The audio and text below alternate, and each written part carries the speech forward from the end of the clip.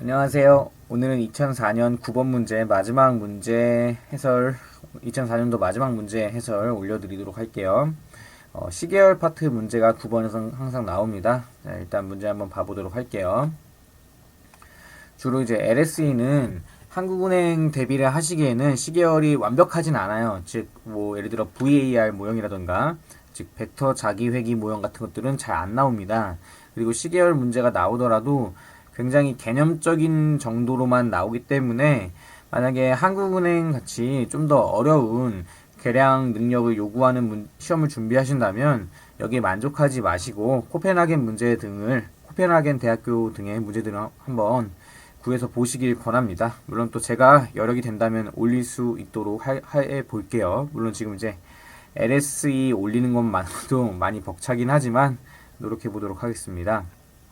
자, 일단은 첫 번째 문제는요, 코인테그레이션 릴레이션십, 즉 공적분 관계라는 게 뭘 의미하는지, 그러니까 정의를 물어보고 있습니다.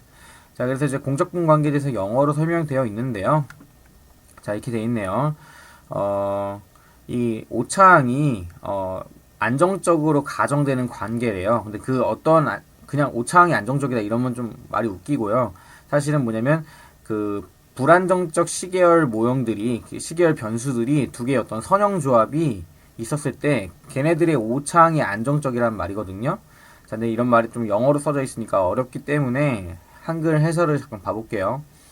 개별적으로는 단위근을 갖는 불안정 시계열이지만 그들 사이에 안정 시계열을 생성하는 선형 결합이 존재할 경우 이를 공적분 관계라고 한다라고 되어 있습니다.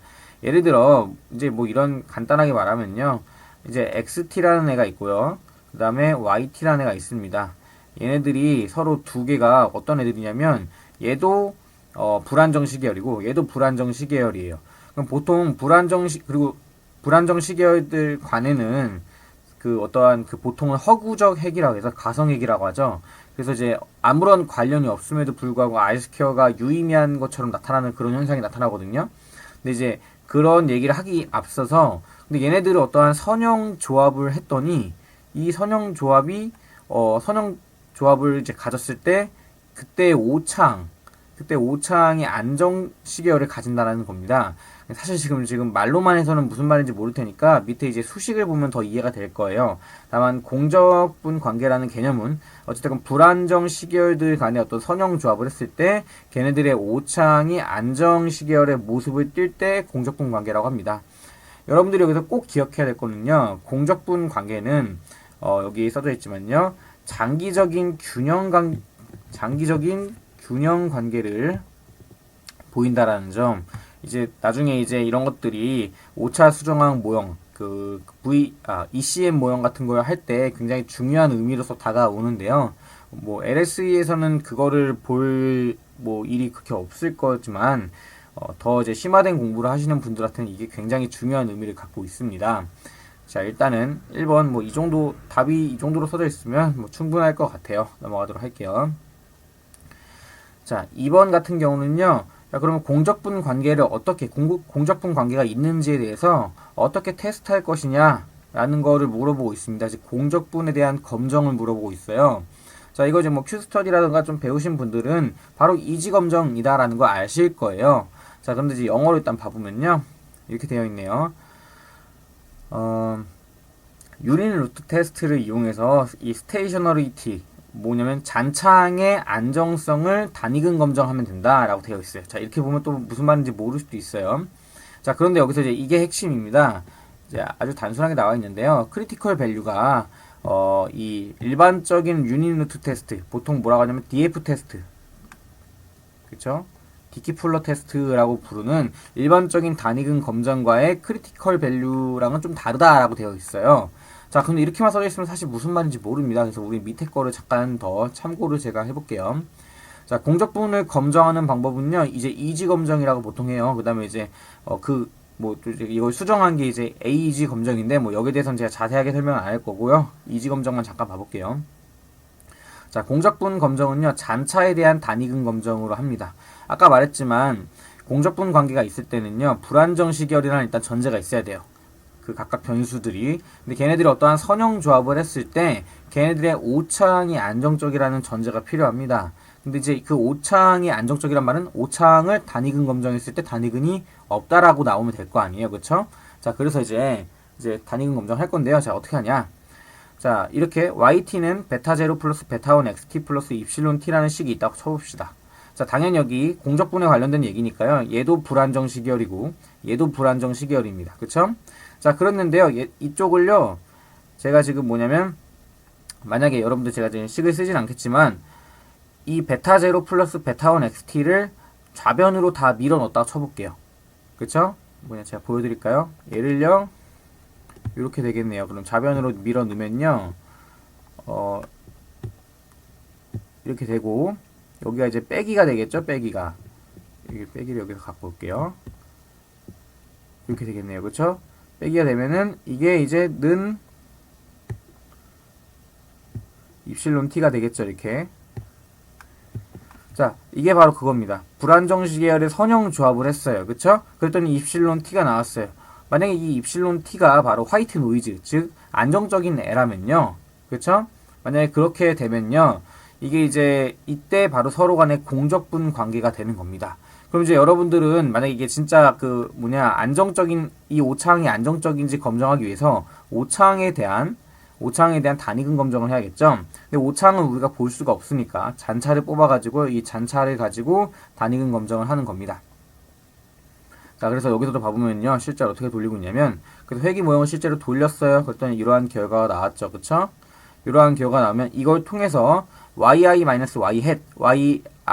또는 yt-yt를 통해서 잔차항 et-을 구하겠죠. 그쵸? 또는 et를 구하고요. 여기에 대해서 이제 단위근 검정을 하면 다시 이러한 모형을 만듭니다. 그 다음에 이제 여러분들의 목적은 뭐냐면 이 파이1, 이 1인지 아닌지만 검정해 주는 거예요. 이게 바로 이제 단위근 검정의 모양을 가지겠죠. 그런데 이제 이거에 대해서 이제 이게 1인지 또는 이걸 이제 양변을 et-1로 빼가지고 이런 식으로 차분 모형으로 바꾼 다음에 델타가 0인지 델타가 0인지 왜냐면 이게 파이1-1이니까 단위근이 여기가 1이면요. 여기는 0이 될 거 아니에요. 그러니까 이렇게 모양을 잡으면 여기가 0인지 이렇게 모양을 잡으면 여기가 1인지를 검정하는 방식입니다. 자, 첨언을 하자면 그냥 이렇게 하면 되지 왜 이런 식으로 계속 모양을 바꾸냐 헷갈리게.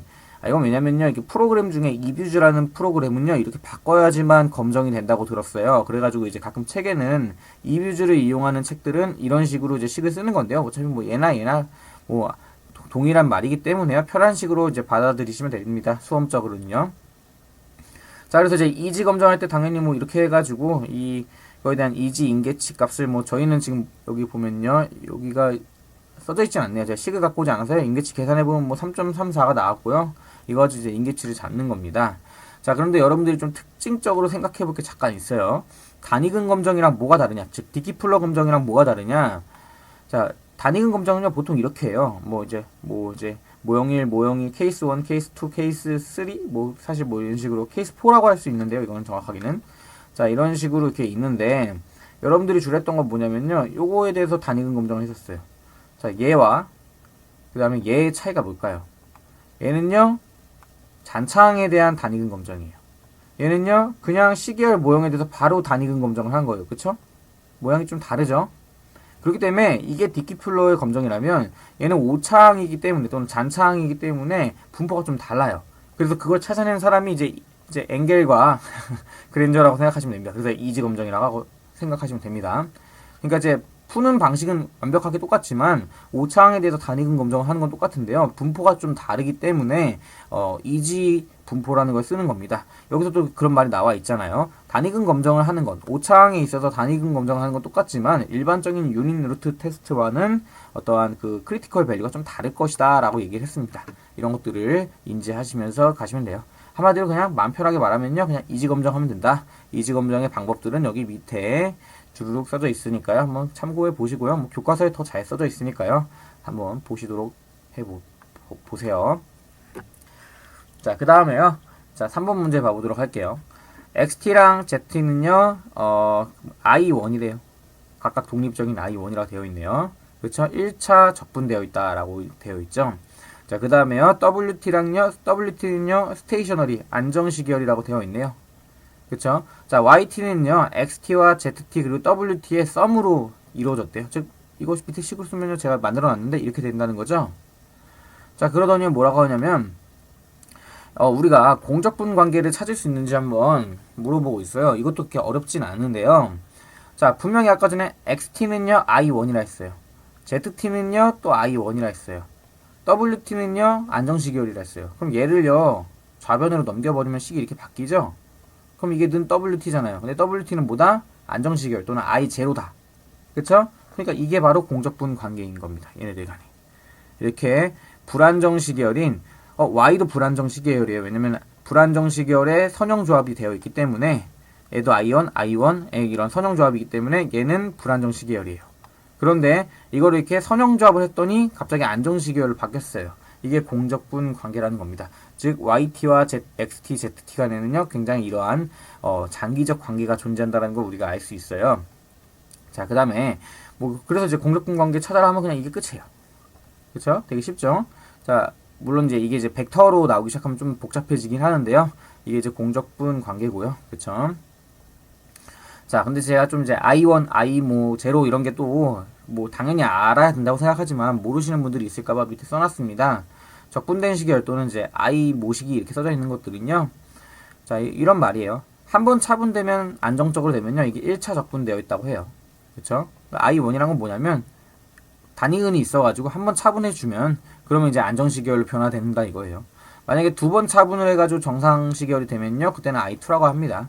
그쵸?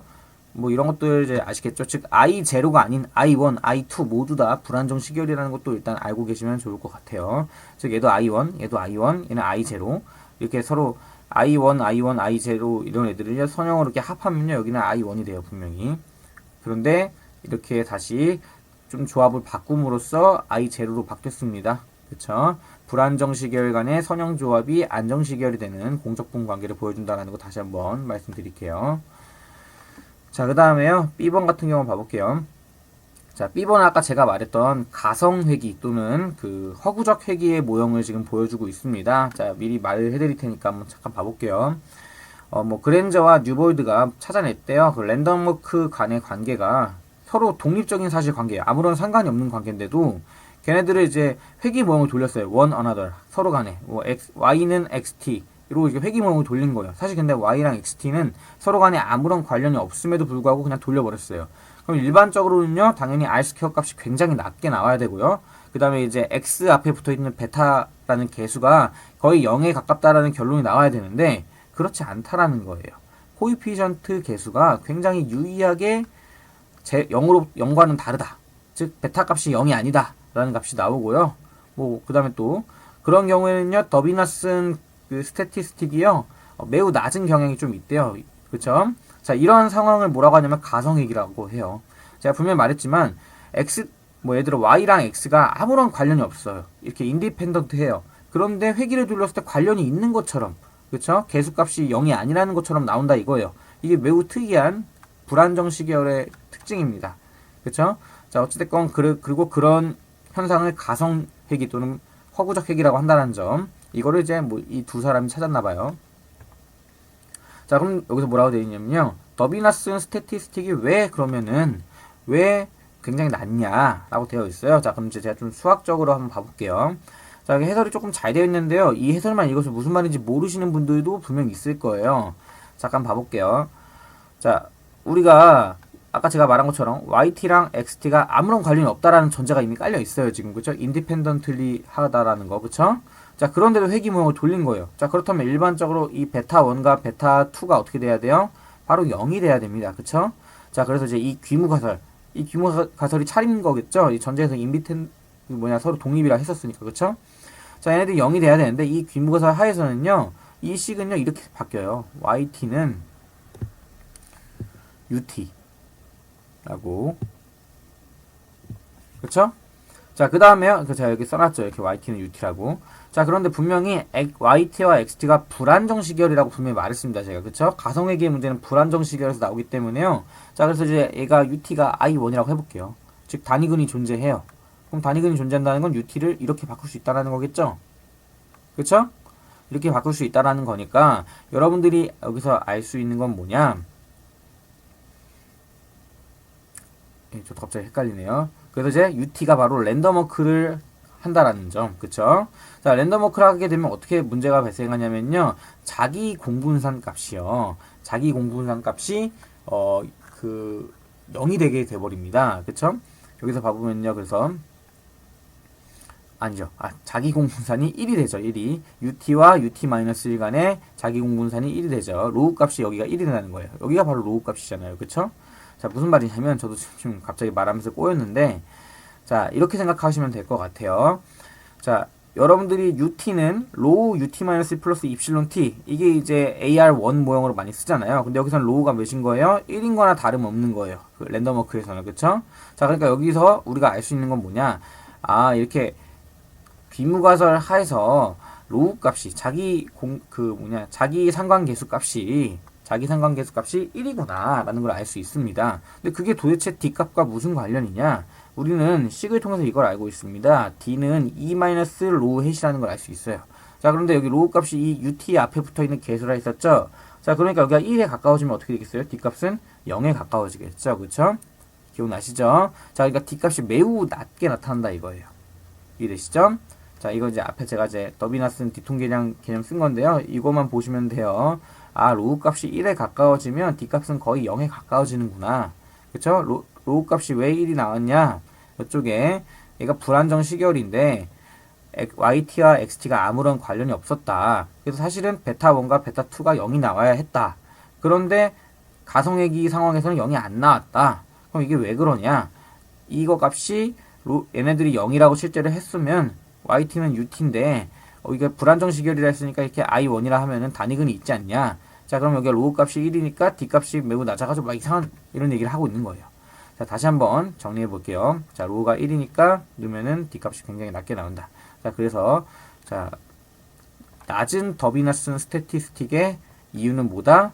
바로 이 로우 값이 1이기 때문인 거죠. 그 이유는 얘가 이렇게 단위근을 갖고 있기 때문에 그런 거고요. 참 이렇게 설명하기가 어렵지만 자, 이것들을 이렇게 조합해서 한 번에 봐주시길 바랄게요. 자, 그 다음에 이제 여기까지 됐고요. 자, 제가 이제 하나만 좀 첨언을 해드릴게요. 그래서 자, 가끔 이제 수업 문제에서요, 둘에 이게 가성회기 관계인지 아니면 공적분 관계인지를 많이 물어봐요. 그쵸? 자, 그런데 가성회기 관계인지를 확인하는 방법은 뭐냐? 이 D값이, 더비나슨의 D값이요, R스퀘어 값보다 낮을 경우에 보통 경험적으로 그 가성회기 관계가 아니냐라고 많이 의심을 합니다. 일단은. 그쵸? 자, 그 다음에요, 2번 잠깐 봐보도록 할게요. 자, 그래서요, 이제 여기 뭐라고 되어 있냐면요,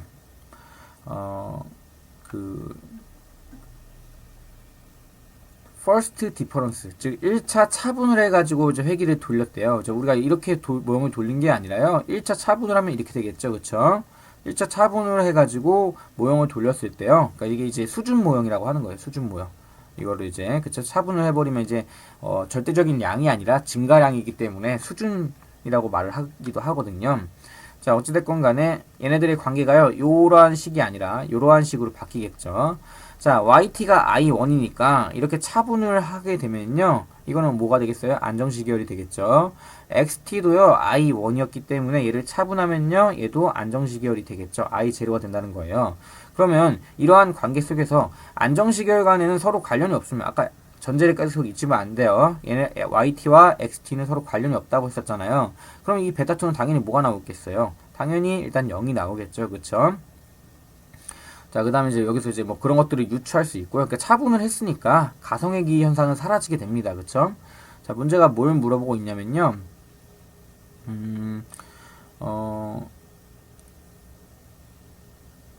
그쵸? 이게 뭐 이러한 어터 콜릴레이션이 서로 간에 사라지게 되지 않냐라고 되어 있는데요. 뭐 YT랑 XT가 안정적이기 때문에, 그쵸? 이 자기 상관에 서로 이렇게 문제가 나타나지 않는다라고 되어 있네요. 그쵸?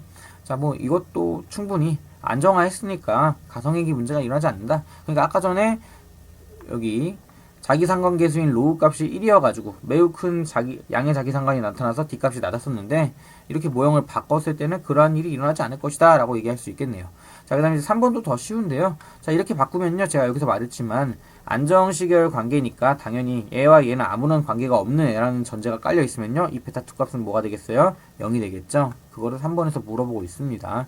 그래서 이제 만약에 슬로프 코이피션트, 즉 기울기 계수인 베타 값이 그 유의도가 어떻게 되겠냐? 당연히 이 비무가설이 베타2는 0이라는 애가 기각이 안 되겠죠. 그쵸? 베타2가 0이 돼야겠죠. 만약에 기각이 된다면 어떻게 되는 걸까요? 옳은 귀무가설을 기각해버리는 거잖아요. 그쵸? 그래서 만약에 그러한 일이 발생한다면 그거는 타입 1 에러, 즉 일종 오류의 문제가 발생한 거다. 옳은 귀무가설을 기각해버리는 문제가 발생한 거다라는 결론이 나오는 겁니다.